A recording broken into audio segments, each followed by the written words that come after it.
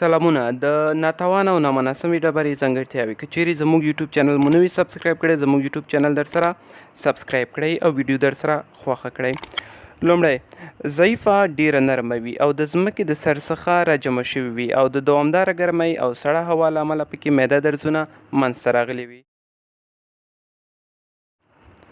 دوهم، ځینې ډبرې سختې مګر ګرد شکل لري چې دا رنګه ډبرې هم باید کوشش وکړي تر څو ورڅخه استفاده ونه شي. دریم، ضعیفه ډبره په خپل ځان کې درزونه لري چې باید استعمال نشي.